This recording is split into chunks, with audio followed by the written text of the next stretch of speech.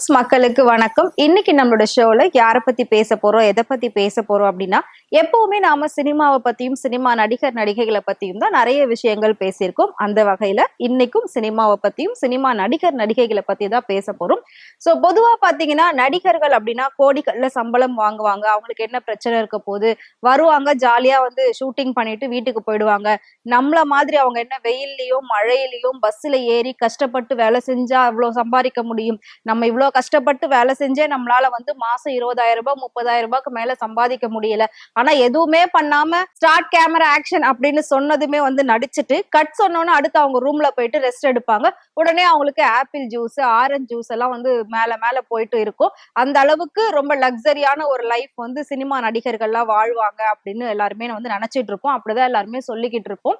But அவங்களுக்கும் நிறைய கஷ்டங்கள் இருக்கும் அந்த ஷூட்டிங் ஸ்பாட்ல. படங்களுக்காக ஒரு சில நடிகர்கள் தன்னுடைய முழு உருவத்தையும் மாற்றி அவங்க வந்து வேற மாதிரி அப்படியே காட்சி அளிப்பாங்க. அதுக்கெல்லாம் வந்து ரொம்ப சாதாரணமா எல்லாத்தையும் மேக்கப்லயே மாத்திர முடியுமா அப்படின்னு கேட்டா கண்டிப்பா கிடையவே கிடையாது. எல்லாத்துக்குமே டூப் போடுவாங்களா கேட்டா அதுவும் கிடையாது. இப்பெல்லாம் நிறைய நடிகர்கள் நானே இதை ட்ரை பண்றேன், அது எவ்வளவு பெரிய ரிஸ்கா இருந்தாலும் பரவாயில்ல அப்படின்னு சொல்லி அவங்களே சொந்தமா ட்ரை பண்றாங்க. அப்படிதான் அஜித் கூட பாத்தீங்கன்னா ஒரு படத்துல ரொம்ப ஒரு ஹைட்ல இருந்து குதிக்கிற மாதிரி சீன் இருக்கும். அது அவரே பண்ணிருப்பாரு. அதுக்கு யாருமே டூப் போட்டிருக்க மாட்டாங்க. ஏன்னா இப்பெல்லாம் வந்து நடிப்பு ரொம்ப தத்ரூபமா இருக்கணும். நடிப்பை வந்து மக்கள் பார்க்க ஆரம்பிச்சுட்டாங்க. எல்லாத்தையும் வந்து நம்ம வைட்லயே காமிச்சிட்டு இருக்க முடியாது. க்ளோஸ் அப்ல காட்டுறப்போ அது வந்து உண்மையா பொய்யா அப்படின்றது அவங்களுக்கு தெரியும். சோ வந்து இனி நடிகர்கள் எல்லாருமே அவங்களுடைய சொந்த முயற்சியில தான் எல்லா படமும் முடிக்கணும், எல்லா கதையும் பண்ணணும். சோ அந்த கதையில அவங்களுக்கு என்ன கதாபாத்திரம் கொடுக்குறாங்களோ அத அந்த நடிகர் முழுமையா ஏத்துக்கிட்டு பண்ணணும். மொட்டை அடிக்க சொன்னா மொட்டை அடிக்கணும், ஒல்லி ஆக சொன்னா ஒல்லி ஆகணும், ரொம்ப குண்டாக சொன்னா குண்டாகணும் அப்படின்ற மாதிரி எல்லாம் இப்போ நிறைய பண்ணிட்டு இருக்காங்க. அந்த வகையில ஒரு சில நடிகர்கள் எவ்வளவு கோடிகள்ல சம்பளம் கொடுத்தாலும் இந்த மாதிரி சீன்லாம் நடிப்பாங்களா என்ன? ஏன்னா இப்பெல்லாம் அவங்களாம் ரொம்ப பெரிய ஆளா இருக்காங்க, பெரிய உச்சகட்ட புகழ் நடிகரா இருக்காங்க. சோ அவங்க எப்படி இதெல்லாம் பண்ணுவாங்க அப்படின்னு நமக்கே ஒரு கேள்விக்குறி இருக்கும். அந்த வகையில நாமளே இதை பண்ணணும் அப்படின்னு யாராவது சொன்னா கூட நம்ம பண்ண மாட்டோம். ஏன்னா மிடில் கிளாஸ் பீப்புள் இவ்வளவுதான் இப்படிதான் பண்ணணும், இதுக்கு மேல பண்ணக்கூடாது அப்படின்ற ஒரு வரையறை வச்சுதான் தன்னோட லைஃபை வந்து ரன் பண்ணிட்டு இருப்பாங்க. ஆனா நடிகர்கள் மக்களுக்கு என்ன பண்ணா மக்களோட மனசுல நம்மளால நிக்க முடியும், அவங்களுக்கு பிடிக்கும், என்ன பண்ணா ரொம்ப என்டர்டைனிங்கா இருக்கும், என்ன பண்ணா அவங்க வந்து நம்மள ரொம்ப நேசிப்பாங்க, நமக்கான ஒரு இடத்த கொடுப்பாங்க அப்படின்னு சொல்லிதான் ஒவ்வொரு நடிகருமே கதாபாத்திரத்தை தேர்ந்தெடுத்து நடிச்சுக்கிட்டு இருக்காங்க. ஒரு டைரக்டர் எவ்வளவு கஷ்டமான சீன் கொடுத்தாலும் நடிக்கக்கூடிய ஒரு சில நடிகர்கள் இருக்காங்க. அதுல டாப் 5 யாரு அப்படிங்கறது தான் இப்ப நாம பார்க்க போறோம். அதுல ஃபர்ஸ்டா நம்ம யார பத்தி பேச போறோம் அப்படின்னா நடிப்பு அரக்கன் சொல்லி இன்னைக்கு நிறைய பேர் சுத்திட்டு இருக்காங்க. பட் உண்மையான நடிப்பு அரக்கன், உண்மையான நடிப்பு அசூரன் அப்படின்னா நடிகர் தனுஷ் தான். ஏன்னா அவரோட நடிப்புக்கு இப்போதைக்கு ஈடு இணையே இல்ல. நீ என்ன கேரக்டர் கொடுத்தாலும் நான் அதை அப்படியே ரியலா பண்ணி காட்டுவேன் அப்படின்னு சொல்லிதான் குபேரா படத்துல பிச்சைக்காரன் மாதிரியான ஒரு கேரக்டரை சூப்பரா பண்ணி முடிச்சிருக்காரு. இதே மாதிரி வெற்றிமாறனுடைய இயக்கத்துல அசூரன் அப்படிங்கிற ஒரு படத்துல நடிச்சிருப்பாரு.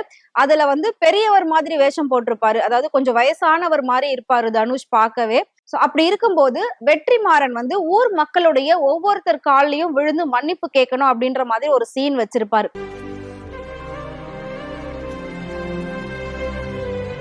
இத எல்லா நடிகரும் செய்ய ஒத்துப்பாங்களா அப்படின்றது தெரியாது. ஒரு சிலர் எல்லாரையும் நிக்க வச்சு மொத்தமா ஒரு டைமா விழுந்துடலாம் அப்படின்லாம் கூட சொல்லுவாங்க. ஆனா நடிகர் தனுஷ் ஒவ்வொருத்தர் கால்லயும் சின்னவங்க பெரியவங்க லேடிஸ் அப்படின்லாம் பார்க்காம ஒவ்வொருத்தருடைய கால்லயும் முழுசா விழுந்து கும்பிட்டு இருப்பாரு.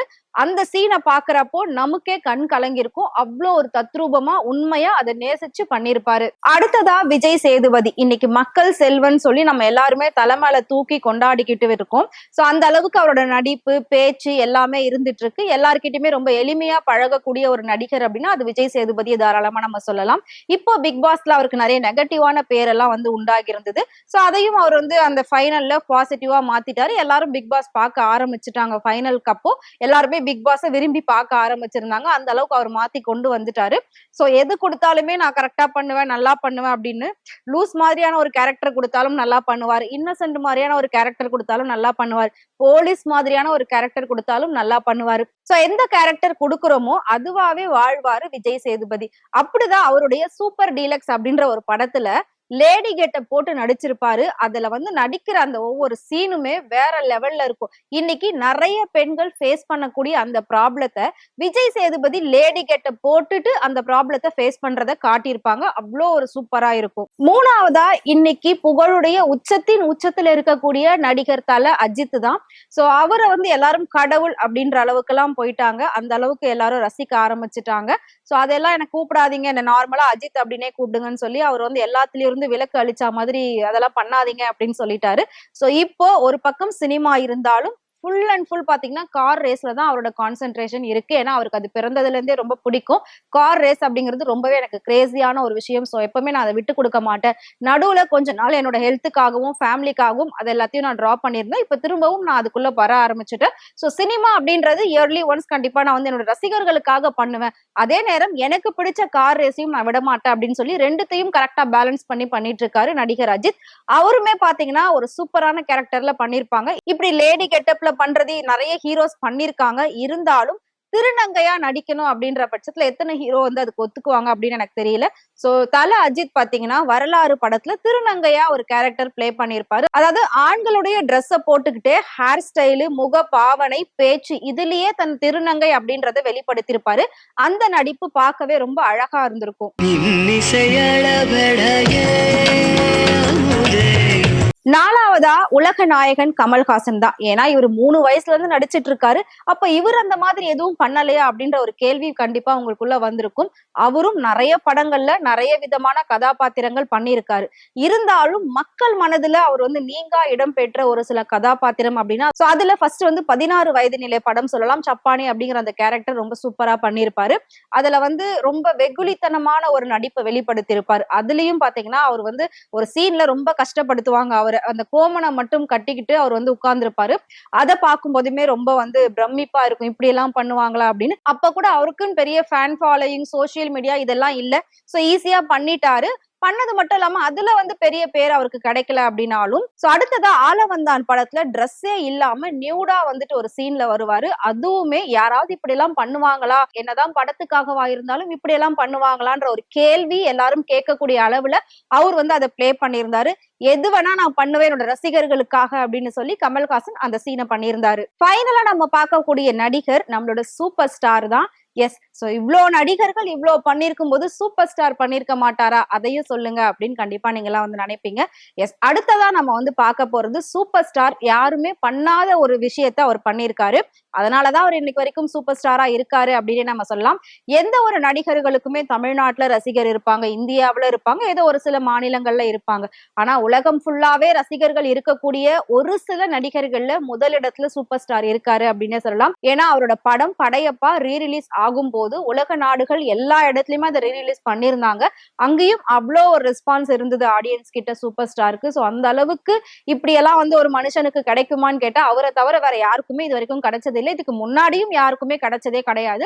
அப்படி ஒரு லக்கியான ஒரு பர்சன் அவரு அப்படின்னே சொல்லலாம். அவர் இந்த தமிழ்நாட்டுல இருக்கிறதுக்கு தமிழ்நாட்டுக்கு பெருமையான ஒரு விஷயமாவும் இருந்துட்டு இருக்கு. ஏன்னா அவர் அவ்வளோ நேசிக்கிறாங்க தமிழ்நாட்டு மக்கள். அவ்வளோ அளவுக்கு நேசிச்சு அன்பும் மரியாதையும் கொடுத்ததுனாலதான் அவரால் இங்க இவ்வளவு தூரம் இருக்க முடியுது. எல்லா விஷயமும் அவரால் பண்ண முடியுது. அவர் வந்து இது வரைக்கும் எந்த ஒரு நடிகரும் பண்ணாத ஒரு விஷயத்த பண்ணியிருந்தாரு. என்ன அப்படின்னா இது வந்து மேக்சிமம் நிறைய பேருக்கு தெரிஞ்சிருக்க வாய்ப்பு இல்ல. அதே 16 வயது நிலை படத்துல அவர் வில்லனா வந்திருப்பாரு. வில்லனா வந்திருக்கும் போது ஸ்ரீதேவியை வந்து ரேப் பண்றதுக்காக போவாரு. அப்ப ஸ்ரீதேவி வந்து அவரோட முகத்துல எச்சில் துப்புவாங்க, காரி துப்புவாங்க. அப்படி துப்பும் போது அவர் வந்து கட்ட விரலாலே இப்படி தொடைப்பாரு சிரிச்சுக்கிட்டே. அத வந்து நம்ம எல்லாரும் பார்த்தா என்ன நினைப்போம் அப்படின்னா ஏதோ ஒரு நொரை வச்சு இப்படி அடிப்பாங்க, வேற எதுலயாவது ஸ்பிளிட் பண்ணி விடுவாங்க, அப்படிதான் இருக்கும். ரியலாலாம் யாரும் அப்படி பண்ண மாட்டாங்க அப்படின்னு தான் எல்லாருமே நினைச்சிருப்போம். ஆனா அது உண்மை கிடையாது. சோ நிறைய வந்து ஃபேக்கா வச்சு ட்ரை பண்ணிருக்காங்க. பட் அது வந்து ரியலா வரல. சோ சூப்பர் ஸ்டாரே என்ன சொல்லியிருக்காரு அப்படின்னா ஸ்ரீதேவி கிட்ட நீங்களே டைரக்டா என்ன துப்பிருங்க, எனக்கு எந்த பிரச்சனையும் இல்ல, நான் மேனேஜ் பண்ணிக்கிறேன் அப்படின்னு சொன்னதுக்கு அப்புறமா ஸ்ரீதேவி வந்து ரொம்ப ட்ரை பண்ணி ரொம்ப யோசிச்சு ரொம்ப கான்பிடென்டா ஒரே ஷாட் தான் அப்படின்னு சொல்லி எச்சில வந்து முகத்துல துப்புவாங்க. அப்படி துப்புன உடனே அவர் வந்து அப்படியே கையிலே தொடைப்பாரு. அது உண்மையான ஒரு விஷயம் தான். அது வந்து பொய்யானது கிடையவே கிடையாது. எல்லா நடிகர்களும் எல்லா கதாபாத்திரத்தையும் ஏத்துக்கிட்டு நடிப்பாங்களா அப்படின்னு கேட்டா அது கேள்விக்குறிதான். ஒரு சில நடிகர்களால மட்டும்தான் ஒரு சில விஷயங்களை செய்ய முடியும் அப்படின்றதுதான் இந்த வீடியோல நாம பார்த்தோம். நான் சொன்ன இந்த நடிகர்கள்ல உங்களுக்கு யாரு ரொம்ப பிடிச்சிருந்தது, யாரு நடிச்சதை பார்த்து நீங்க வியந்திருக்கீங்க அப்படின்றத மறக்காம எங்களுக்கு கமெண்ட் பாக்ஸ்ல கமெண்ட் பண்ணுங்க. இதே மாதிரி சினிமாவை பத்தியும் சினிமா நடிகர் நடிகைகளை பத்தியும் நிறைய சுவாரஸ்யமான விஷயங்கள் டே பை டே தெரிஞ்சுக்கணும் அப்படின்னு நினைச்சீங்கன்னா மறக்காம ஃப்ரெண்ட் டூட் சேனலை ஃபாலோ பண்ணிக்கோங்க.